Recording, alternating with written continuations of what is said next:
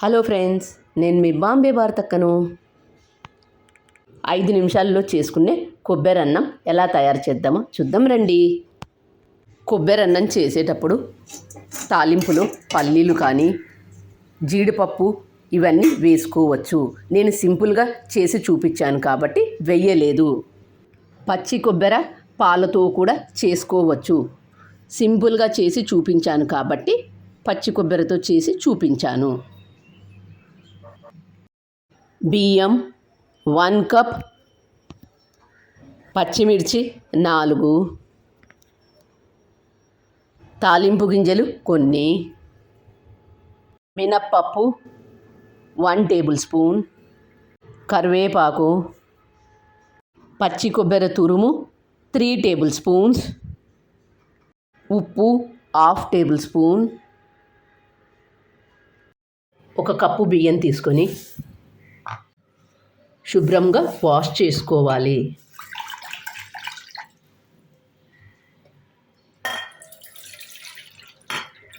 Wash చేసుకున్న బియ్యంలోకి 2 కప్పుల నీళ్లు పోసుకొని అన్నం పొడి పొడిగా ఉండడం కోసం 1/2 టేబుల్ స్పూన్ ఆయిల్ వేస్తున్నాను. మూత మూసి వెయిట్ పెట్టుకోవాలి. గ్యాస్ ఆన్ చేసుకొని కుక్కర్ పెట్టుకోవాలి.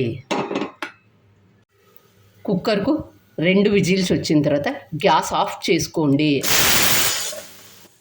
కుక్కర్కున్న ఆవిరంతా పోయిన తర్వాత మూత తీసుకుందాం.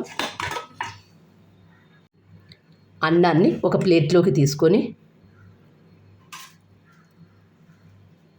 గ్యాస్ ఆన్ చేసుకొని ఒక బాండీ పెట్టి 2 టేబుల్ స్పూన్ల నెయ్యి వేసుకొని, నెయ్యి వేడైన తర్వాత తాలింపు గింజలు, మినప్పప్పు కొద్దిగా ఎక్కువగా వేసుకోండి. కొబ్బరి అన్నం తినేటప్పుడు పంట కింద తగులుతూ ఉంటే బాగుంటుంది. పచ్చిమిర్చి, కరివేపాకు, ఉప్పు, పచ్చి కొబ్బరి తురుము వీటన్నింటినీ బాగా వేగిన తర్వాత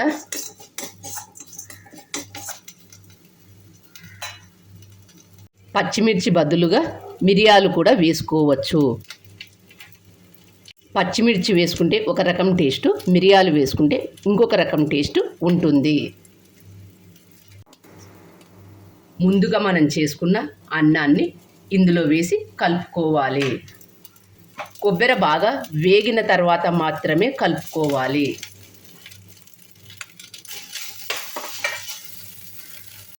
అంతా ఒకసారి బాగా కలుపుకొని ఒక 2 నిమిషాలు ఉంచి గ్యాస్ ఆఫ్ చేసుకోవాలి. సర్వ్ చేసుకునేటప్పుడు కొత్తిమీర వేసుకొని సర్వ్ చేసుకొని తింటే చాలా బాగుంటుంది.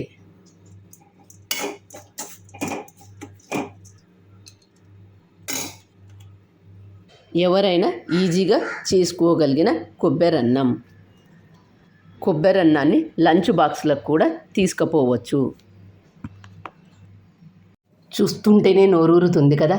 ఇంకెందుకు ఆలస్యం, మీరు కూడా తప్పక ట్రై చేయండి. మీకు ఎలా వచ్చిందో కామెంట్ చేసి చెప్పండి. ఎంతో సింపుల్గా చేసుకునే కొబ్బరి అన్నాన్ని మీరు కూడా తప్పక ట్రై చేయండి. బ్యాచిలర్స్ కూడా ఈజీగా చేసుకోగలిగిన కొబ్బరి అన్నం. Thank you for watching.